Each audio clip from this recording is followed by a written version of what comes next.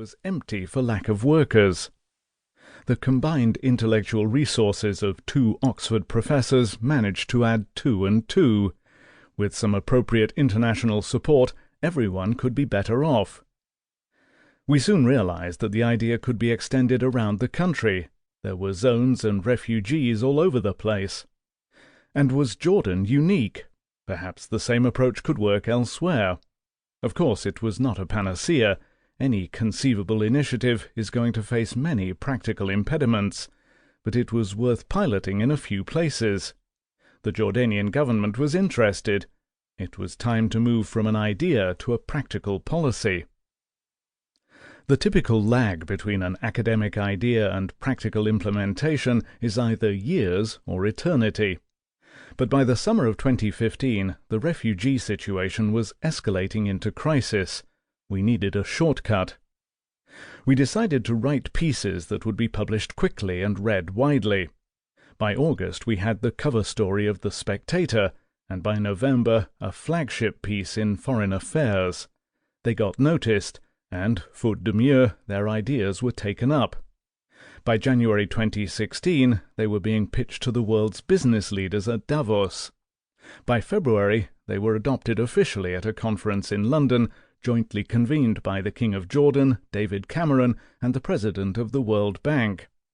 The so-called Jordan Compact launched a pilot project to create 200,000 jobs for Syrian refugees alongside Jordanian nationals, including in some of the economic zones.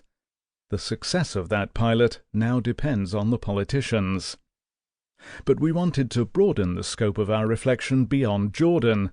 Behind the Jordan-related brainstorming lay a set of ideas for how to rethink a failing refugee system. Our approach is not simply to roll out the Jordanian pilot. All contexts are different. But there are broader ideas to carry forward. The argument that refuge is as much a development issue as a humanitarian issue.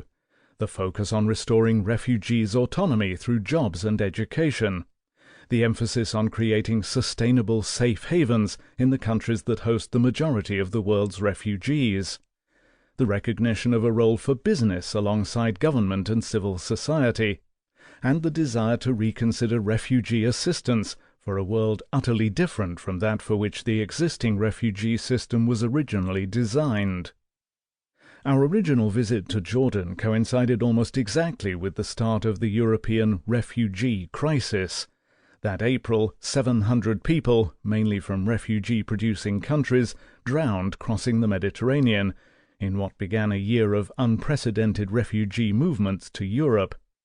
The 1 million refugees to arrive in Europe during 2015 triggered an unheard-of demand for creative policy responses. And yet the more time elapsed, and the worse the crisis became, the greater the vacuum of policy ideas seemed to become. By the end of 2015 there was almost unanimity that the existing refugee system was broken and that a new approach was needed. But the vision was lacking.